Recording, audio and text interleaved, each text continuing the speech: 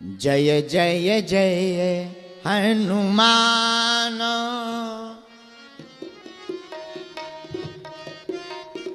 हनुमान जी के नाम पर सदगुरु को याद करते हुए हम सबने गया की इस धरती पर भाव गाया। हनुमान चालीसा की चौपाई श्री गोस्वामी तुलसीदास जी ने हनुमान जी को गुरु रूप में देखा। अच्छा, तुलसी तुलसी सब कहे, तुलसी बन की घास, और कृपा भई रघुनाथ की, सो बन गए तुलसीदास। न पत्नी धक्का देती, न तुलसीदास तुलसीदास हो पाते। लेकिन इसका मतलब यह नहीं है कि विवाहित पुरुष कल ही पत्नी का धक्का खाएं। हाँ, पत्नी के धक्का से भी तुलसीदास नहीं बनते हैं। वो तो क्रांति थी, होती है, हो जाती है, कई बार हो जाती है। खैर, विवाह होने के बाद ज्यादातर लोगों को सन्यास याद आता है। तुलसीदास जी को पत्नी का धक्का लगा, पत्नी मायके चली गई। प्रेम इतना, नया नया विवाह, रात को गैया चरा के आए, गैयों को बांधा, बरसात का मौसम, सोचा घर पे घरवाली तो है ही नहीं, कौन घर पे रहे, ससुराल चलो। दिन में पत्नी गई, शाम को आप चल दिए। बरसात का मौसम, नदी आ गई, पर पत्नी की इतनी याद सता रही। हम नदी आई तो आई, वो बात भी सही है, समुद्र भी पार करना पड़े तो तेरे लिए कम है। नदी में कूद गए, थोड़ा डूबने भी लगे। सामने से एक लकड़ी जैसा कोई नाव का एक टुकड़ा चला जा रहा था। दिखाई तो पड़ा कि लकड़ी का टुकड़ा है, पर वास्तव में मुर्दा था। शव को पकड़कर पार हो गए। उस किनारे पहुंचे। रात का अंधेरा, दीनबंधु पाठक की पुत्री के घर पर, इनका पुत्री के साथ इनका विवाह हुआ था। दीनबंधु पाठक के घर पहुंच गए। 2 मंजिला मकान, रात को ही चढ़ गए। अटारी पर पत्नी रहती थी। विवाह होने के बाद उसने बता रखा था कि हमारा मकान बहुत अद्भुत है, अटारी पर रहते हैं, झरोके की हवा आती है। इन्हें ध्यान तो था ही, पत्नी ने कहा था अटारी पर रहते हैं। चढ़ गए। लंबी लंबी काली रस्सी जैसी टंगी हुई थी, उसी को काली रस्सी समझकर, शायद पत्नी समझदार है, हमें पहचान गई, आ गए, रस्सी टांग दी है। काले नाग को ही पकड़कर चढ़ गए। बाहर पहुंचे, धड़ाम से नीचे गिरे, छप्पर फाड़ के। पत्नी को लगता है देवता प्रकट हो गया। लालटेन जलाई, कौन कौन देवता? तुलसीदास जी बोले पति परमेश्वर। महाराज इतनी रात को? तुलसीदास जी बोले इतनी रात को क्या, याद है वो तो कभी भी आ सकती है। बरसात थोड़ी है कि बादल के आने के बाद ही बरसेंगे। याद है, याद आई, हम आ गए। पत्नी को बड़ा बुरा लगा। ये तुम्हारे शरीर में क्या लतपत लगा है पता नहीं। नदी में एक टुकड़ा मिला, लकड़ी का, पार हो गए। पत्नी ने सूंघा, अरे राम राम राम, दुर्गंध नहीं आ रही है? तुलसीदास जी बोले हमें तो तुम्हारे प्यार की सुगंध आ रही।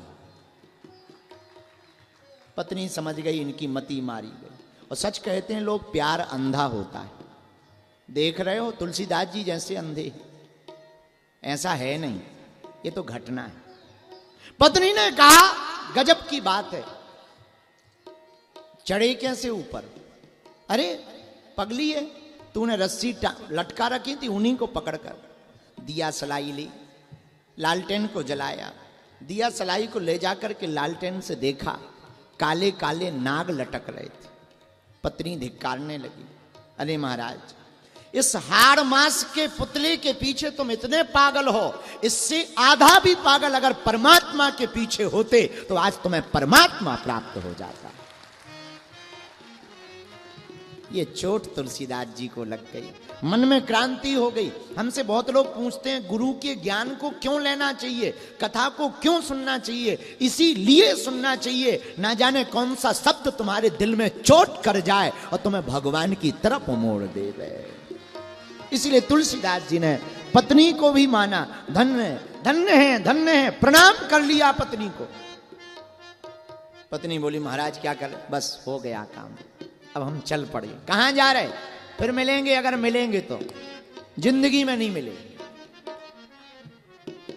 जिंदगी में दोबारा नहीं मिले, मुड़ गए सो मुड़ गए। और क्या गजब बात है, जो परमात्मा से जुड़ जाते हैं वो जगत से मुड़ जाते हैं।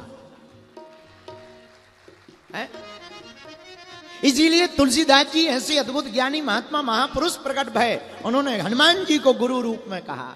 जैसे पत्नी ने एक शब्द से हमारे अंदर क्रांति खड़ी कर दी, उसी प्रकार हे हनुमान जी, जय जय जय हनुमान गोसाई, जय जय हनुमान गोसाई, कृपा करो गुरुदेव की नाई, कृपा करो गुरुदेव की नाई, कृपा करो।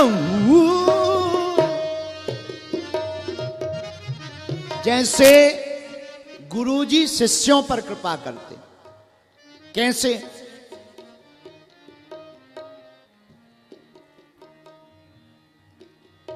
जिस प्रकार मेले में बालक के खो जाने पर मां केवल बालक को खोजती, परदेश गए हुए पिया की याद में जैसे पत्नी और प्रेम का खोई होती है, केवल उसी को खोजती है, उसी प्रकार जब कोई शिष्य गुरु के प्रति अति शरणागत हो जाता है तो गुरु भी केवल अपने शिष्य को खोजता है। मां जिस प्रकार बच्चे के अलावा किसी को नहीं देखती, कितनी भी बड़ी भीड़ लगी हो और कितने भी रुपया लुट रहे हो, और ज्यादा तो नहीं हम कह सकते, इतना कह सकते हैं मां के बारे में हम कह सकते, पर सब माताओं के बारे में नहीं, पर कुछ माताओं के बारे में हम ये कह सकते, एक तरफ धन को रखा जाए, एक तरफ बेटा को रखा जाए, शायद कोई मां होगी, पर हर मां अपने बच्चे को ही चुनेगी। तो जैसे मां अपने बेटे को चुनेगी और उसी पर नजर रखती है, वैसे ही जो शिष्य गुरु की शरण में आ जाता है, गुरु अपने शिष्य पर नजर रखता है।